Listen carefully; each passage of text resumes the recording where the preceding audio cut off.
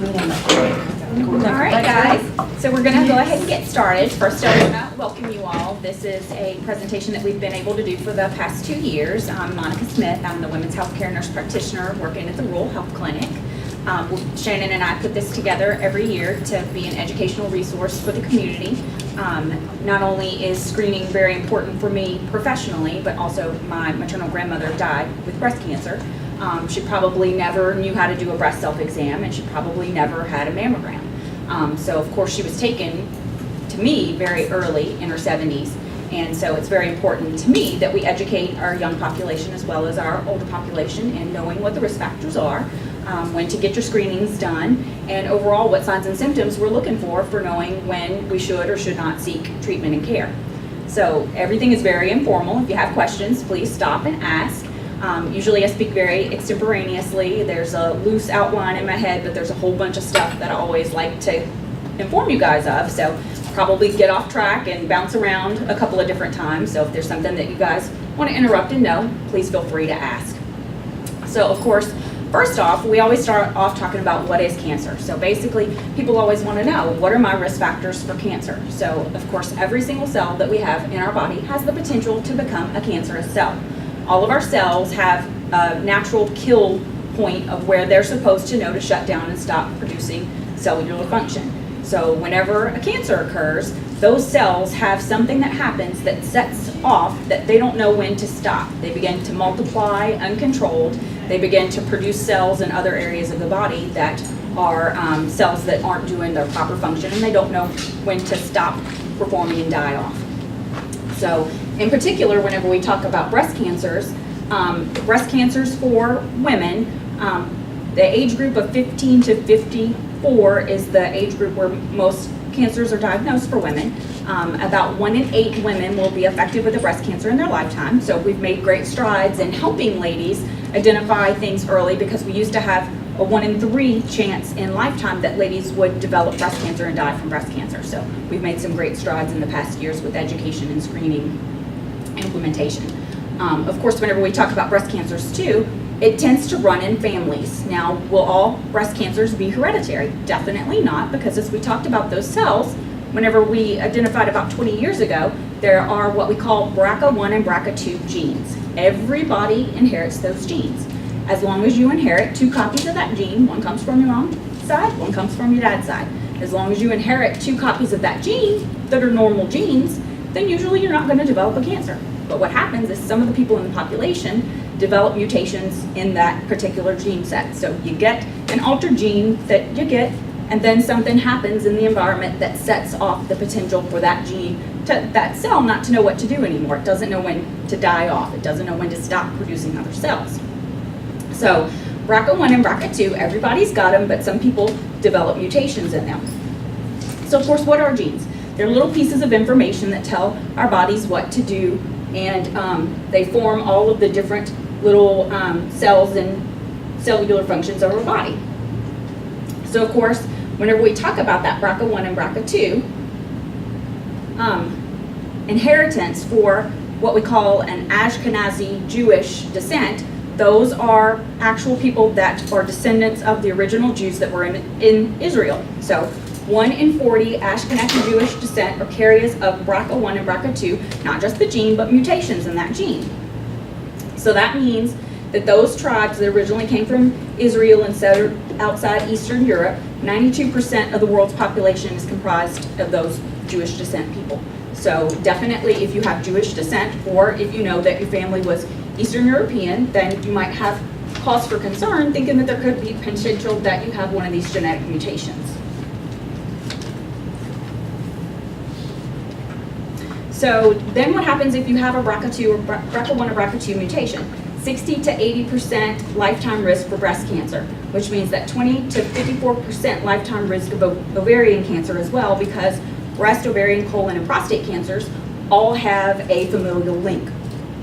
And they all, basically, if you develop a mutation in that BRCA1 or BRCA2 gene, you can develop breast, ovarian, colon, and even prostate cancers.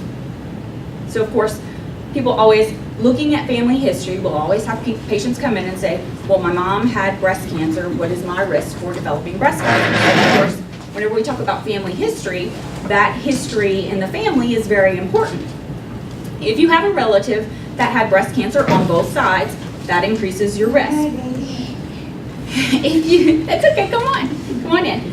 If you have a relative that has had breast and ovarian cancer, that increases your family's risk.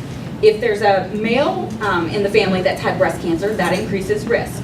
If you also know, some people know because they've had multiple family members that have had breast, ovarian, colon, or prostate cancers, and they've actually had the genetic testing done. So if you have a BRCA1 or BRCA2 mutation, then that increases your risk. Also, we talk about two relatives. If you've had two relatives in the family that have had breast cancer before the age of 50, that also increases your risk. Ovarian cancer at any age in the family increases a person's risk. One person with breast cancer or one person with breast and ovarian cancer increases the risk. And also if there are 3 relatives in the family that have had breast cancer, that increases that person's individual risk factors. So of course, now we've talked about some of the risk factors and things that you can identify in your family history that might increase your risk. Then we move on to talking about how do you know what you're looking for. Whenever you're doing a breast self-exam, I have girls come in all the time and I say, do you know how to do your breast self-exam? And they say, nobody ever taught me how to do that. So, of course, we're supposed to be getting these girls in on a regular basis, starting around 21, teaching them how to do a breast self-exam, telling them whenever it's time for them to get their screenings, letting them know when it's time for their mammograms. Sometimes this gets missed. So, of course, it's very important for us to start teaching the girls and letting them know. So, of course, we have some very helpful tools. One of the resources that I found last year, which is it's an excellent website, it's called Bright Pink. It's geared towards younger girls, and especially younger girls that do have that BRCA1 or BRCA2 mutation. It's an extremely helpful resource. They've put out some little flyers and cards, and then we also have the little shower card. The shower card I really like because it gives you month-to-month little punch-offs, so you can remember if you actually did your breast self-exam or not. Monica, getting back to your talk about the family history. Mm-hmm. My mother-in-law had double mastectomy for breast cancer when she was about 50. She didn't have any sisters, but her mother and her mother's sisters, which there was 4, all had breast cancer. 2 of them died from it. My concern is for my daughters. What age do I need to start? At the age that the cancer is identified, say those people you knew roughly, they were either before menopause or after menopause whenever they got their breast cancer. So then we start screening the younger ladies 10 years prior to whenever that cancer was identified. So if we had a person diagnosed at 45, we would start screening that younger generation at 35. So since it was her grandmother and then all the ones preceding her, both of my girls are at higher risk for that? They are at higher risk because they would fall into that category of there's multiple family members in the lineage. And of course, too, they used to tell us that paternal family history was not as important as maternal family history. But now they're starting to say that that paternal influence does have a factor, especially whenever it's multifactorial. You've got more than one family member being diagnosed in that lineage. I'd like to say something too. Yes, ma'am. Talking about that, with Gilsmore Insurance, they will not pay for any genetic testing because I have tried to have the BRCA1, BRCA2 with my daughters because I've had breast cancer, my sister, my grandmother, uterine, breast, and we have colon cancer to see for my daughters, and they will not. And some insurances will not pay for it because just the inheritance of it alone does not mean that that person's going to develop breast cancer. So some of the insurance companies won't cover it. I'm glad you brought that up though, because the Bright Pink organization, whenever I found them last year, the testing, I used to order the testing for patients too. And I'll never forget the first patient that I ordered it for whenever I went to Bogalusa. The medical director called me in and he said, do you realize how much this test costs? And of course I said, yes sir, I do. And he said, do you order this test frequently? I said, no, sir, this lady happens to have an extensive family history. She meets all the criteria for getting the test. He said, well, if you intend on ordering this test frequently, it's a $4,000 test and you're going to bankrupt the facility. I said, yes, sir, I understand that. I said, but I really want to get this test done for this patient. But of course, we didn't have any insurance coverage for it.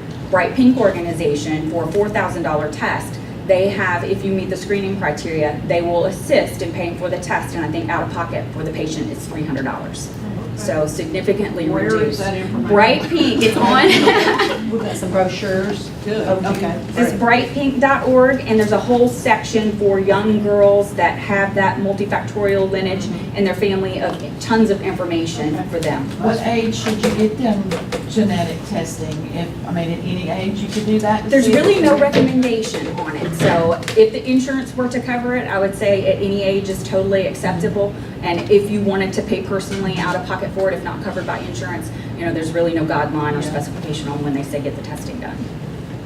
And so, of course, on our shower card, we have little monthly punch outs so you can remember, because most of us are busy, we forget.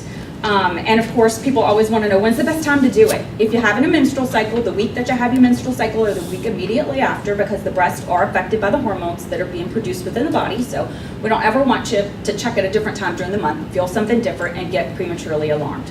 So if you're a lady that's gone through menopause, we always tell you, just pick the same day out of the month. If your birthday is the 12th of the month, your anniversary is the 15th, pick that same day, do it that same day every month. People always say that they don't know what they're looking for, they don't know the actual procedure.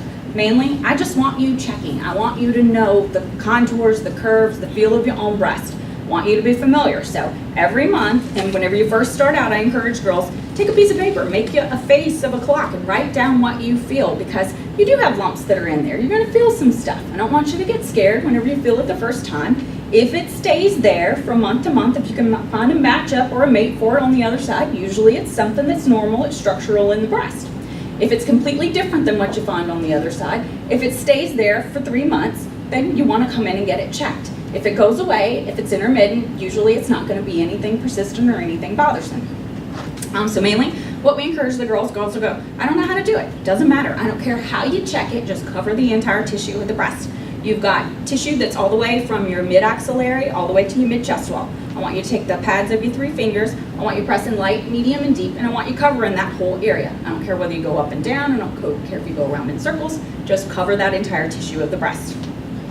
Things that you're looking for. You want to look first. This card is really good because it teaches you about how to actually visually inspect. That's a part of the exam that a lot of times gets left off, because they'll do the tactile portion of the exam. They're not really looking and inspecting.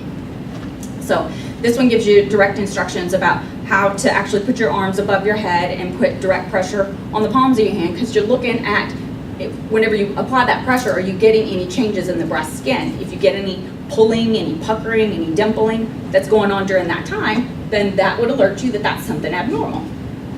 And then we were actually taught in school that after you look that way, that you actually put your hands on your hips, press in, and then lean forward, and you're looking again for changes in the skin. I'm sorry, y'all, I get incredibly dry mouth when I talk. So, then whenever you're looking at skin changes, if you get dimpling, you get puckering, you get redness, ringworm, rashy looking stuff, anything that appears like bug bites, that's always an alarm that you want to come in and get it checked. Even if you had a normal recent mammogram, I don't care if you had your mammogram 3 months ago and something like that happens, I want you to come in and get it checked, because it's usually not normal. Other things that we're looking for, things that feel firm, things that feel fixed. They feel like they're attached to the underlying tissue. They feel like they're hooked to the skin on top. You can't move it around. Always something that you want to come in and have checked. Nipple discharge, bloody or clear nipple discharge, never normal. You want to come in and let us evaluate it. Also, nipple direction change. If your nipple has always been out, nipple goes in, you want to come in and let us check that. Any questions you guys have about doing a self-breast exam? Are y'all all doing a breast self-exam monthly?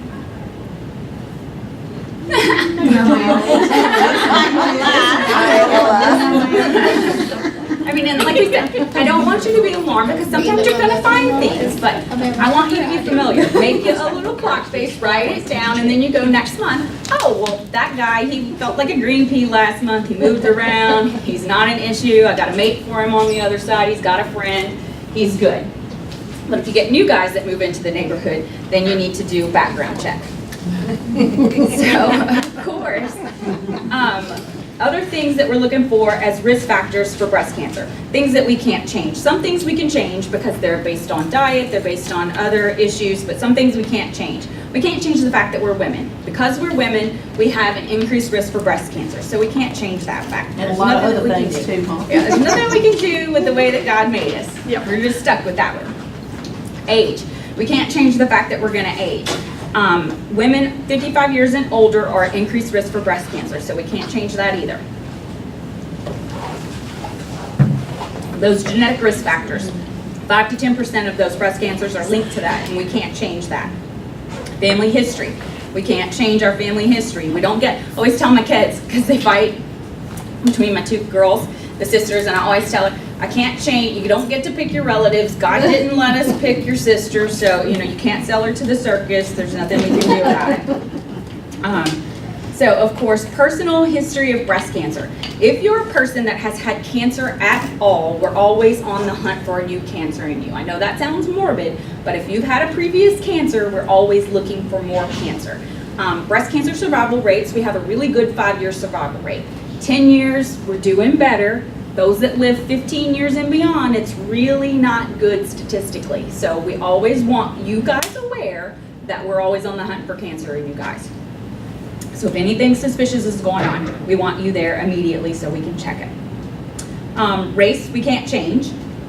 White women develop cancers more frequently than African American women, but here's the caveat for you African American ladies. Usually once you develop breast cancer, you're more likely to die from breast cancer. So we want you coming in, we want you getting screened, and we want to get to it quick, because we always say size doesn't matter, but in this instance, size plays a very big factor and role. If we find it smaller, we're likely going to keep you alive longer because we found it smaller. Dense breast tissue, we can't change this one either, and it's one that drives me nuts because we can't change the fact that God gave you a dense breast tissue, but and it doesn't increase the risk that you're going to develop breast cancer. It just makes it more difficult for us to know if there's something that's developing underneath that dense breast tissue. So also, some of the ladies that have had, and really this, because it's occurred so long ago, it really doesn't affect a lot of ladies in our population anymore, but a lot of ladies, whenever they were pregnant, they were given a drug, diethylstilbutyrol, that stopped or prolonged preterm labor. So ladies that are what we call DES daughters, they were in utero whenever their moms were given this drug to stop labor. They're at increased risk for breast cancer. Can't change that, something that happened. What was the name of that? Diethylstilbutyrol, DES. Was that many years ago, or is that recently? It was, I want to say it was in the 50s that they were giving it to pregnant ladies. Leave me out. So if you were in utero in the 50s. Yeah, leave me out. Well, they start using stuff like that, and you don't know the outcome later on. when You don't, you find really out. don't. Yeah. And my mother had a hard time. She almost miscarried, I don't know how many times with me, so. You know, Now we know. Yeah. No, ma'am, thank you. And so other things that might affect our risk for breast cancer, if we don't have children or if we have children later in life, this increases our risk for breast cancer. Birth control pills, unfortunately, do in studies link somewhat usage and the overall time frame of usage to breast cancer. The caveat of that is though it increases breast cancer risk, it decreases your risk for ovarian cancer, even though those two are usually genetically linked. Increases one and decreases the other. So birth control pills decrease ovarian cancer and slightly increase the risk for breast cancer depending on how long of a time frame it's used. Depo-Provera, the common injection that we use for a lot of girls, it increases risk for breast cancer, but stopping the medication after 5 years of being off, that relative risk goes down again. Of course, people always want to know about hormone replacement therapy. Of course, in patients that are breast cancer survivors or any cancer survivors, it's always a really, really tricky subject. We want to make sure that if it does occur, that it's balanced. Most of the time, they're going to say absolutely not an option, but if you are, you want to make sure that it's a balanced process. Ladies that have not had previous breast cancer, again, if you're going to use hormone replacement therapy, I want you on balanced treatment. I don't want you on monotherapy because that's where we run into problems. God didn't make us with only estrogen. He didn't make us with only progesterone. He made us with the complement of those guys so that they were balanced out. And if that stays balanced, then that decreases the risk. But if you have too much estrogen, that can in turn cause breast cancers. It can cause problems with your gallbladder. So we want to make sure that if you are using hormone replacement therapy, that your values are being measured and that you're in appropriate ranges and value proportion wise. Breastfeeding actually reduces your risk of developing breast cancers. Of course, they say for 1 to 2 years decreases your relative risk.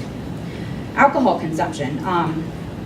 For several years they went back and forth of whether alcohol was or was not a factor for increasing breast cancer. The latest things that I've read says 2 to 5 drinks is going to increase 1.5 times the risk for women, basically because it decreases the function of the liver. So if you decrease your liver function, it won't allow you to process it as well and increases your risk for breast cancer.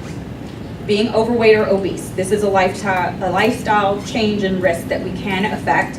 And the reason why, the theory behind this is because our peripheral fat tissues produce estrogen. So, of course, like we were talking about, if our hormones are balanced, then we have decreased relative risk. If our hormones are imbalanced, which if we're producing too much estrogen from our peripheral fat tissues, it's going to push the estrogen side of things up, decrease our progesterone levels, so you don't have as much of a stabilizing hormone to combat the growth hormone. Lack of exercise, also one of those risk factors that we can change. We can change the amount of exercise that we get.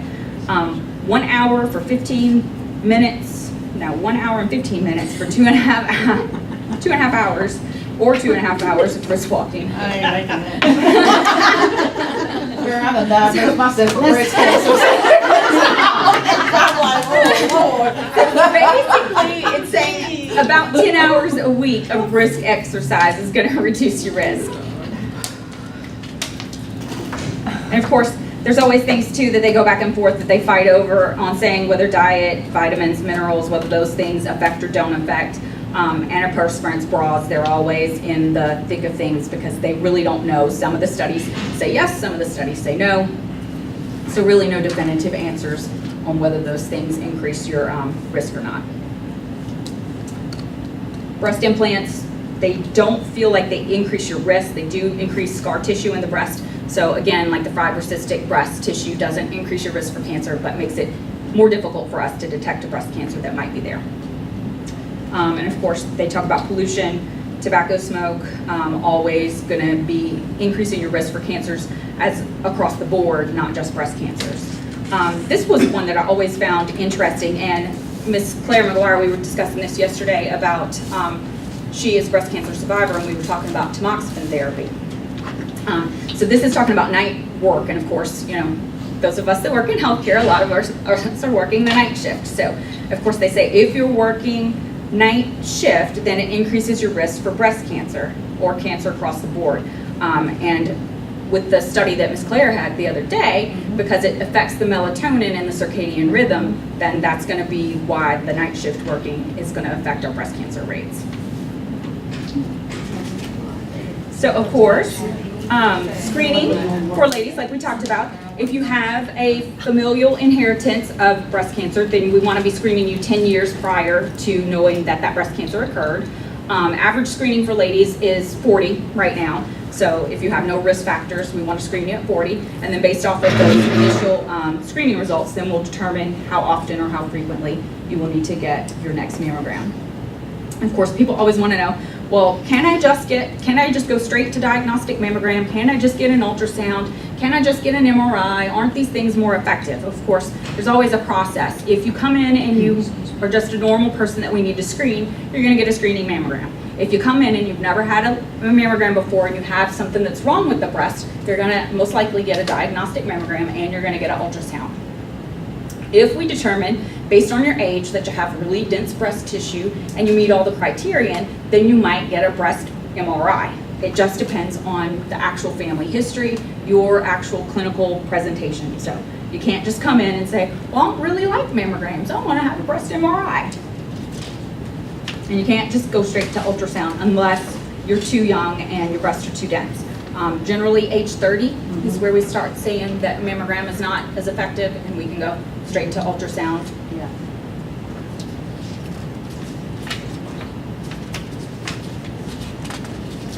So what questions can you guys think of that we hadn't already discussed?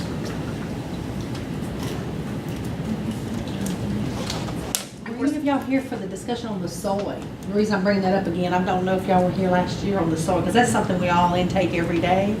She had some really good information on about that. And of course, the Sure. soy, because always whenever we talk about hormones, again, estrogen's a growth hormone, progesterone's a stabilizing hormone. So we come in contact with estrogens in the environment. Soy is in the foods and it's in all the processed foods. So we always tell you to shop on the fringes of the grocery store because everything packaged usually contains soy. They're not forthright in labeling it. It can be labeled on there as xanthium gum, it can be guar gum, it can be lecithin. Sometimes it'll say soy lecithin. Most of the times it's just going to say lecithin. Odds are likely it's not sunflower lecithin, it's going to be soy lecithin. So of course, like we talked about, the peripheral fat tissue increases your estrogen. The soy, it's a phytoestrogen, so it's going to increase your estrogen. Xenoestrogens are the things that are in pesticides, so we always encourage you to wash your fruit well. We talked about last year, I don't want you washing it with soap, I just want you washing it briskly with nice warm water because the soaps actually have chemicals in there too that are estrogen, so always want you washing your fruits and veggies real well. But of course, the soy, definitely, it was originally put into the foods to make it more palatable, to make the profit margin, to actually fatten the bottom line. So they've increased the amounts because used to, especially in cancer treatment, we would say, limit your amounts of soy, but you really don't have to worry about it that much because it's not in the products that much. Well then, now that we've done enough research, we know, yeah, they're putting it in there, they're putting a lot of it in there, and it definitely dramatically affects that estrogen and progesterone ratio. Anything else that you guys can think of? Something I didn't think to show you guys earlier about just doing your breast self-exam. This is a little breast self-exam detection tool. This gives you 5 times sensory touch magnification while you're doing your breast exam. So I'm gonna pass it around because you can see I've got some little grains of salt in there and then I've got some bigger little beads in there. And what I want you to do is feel the size of the little bead first and then put the 5 times sensory touch magnification over it and feel it again and see how much different the sensation and the feeling of it actually is because you get a better. Where can you get those? I got them. You can buy them from me or they're on the website. When you set the breast and it just shows you how. But so that basically helps you identify, it helps you sensory touch wise identify things. What you're looking for. Yeah, be able to identify things that are, that might be smaller, makes you feel them at an earlier stage. Checking your breast, it makes it pop out. So besides the Depo-Provera, as far as birth control goes, Instead of just do they thinking, have oh, like let it kinda get a it span of how long the usage of birth control Yeah. usually That's why you affects? just need to know. Definitely the longer, say 5 years, they definitely consider safe. 10 years, they start saying, yeah, we need to switch and get you on a different method because of course then you think about too, if you've been on birth control for 10 years and then you use hormone replacement therapy during your menopause, you could be using 10 years of hormone replacement therapy. So they definitely say the longer that, we want you to use it for the shortest amount of time and that decreases the risk. And of course, the birth control methods that avoid, like the Mirena IUD, the Skyla, even though they have progesterone in them, it's released locally at the level of the uterus, so you're decreasing your risk with those guys. The NuvaRing decreases risk because it's local absorption. The patch, even to a certain extent, is going to get you less because you're going transdermal rather than the pill. Yeah, and I mean, we started out with 50 micrograms of estrogen in pills years and years ago. We've gotten lower and lower and lower over the years. I think the lowest one that we have now is maybe 15 to 20 micrograms per pill. So definitely they're making strides at getting the risk reduction lower. But very good question. Any other questions? I know my mind's fried, I'm sorry. When that's what I told John, I said, I'm not usually good at sticking to an outline. Here's all the information that's bobbing around in my brain. And I'd love to get it all out to you in a nice formalized manner, but unfortunately that usually just doesn't happen. So.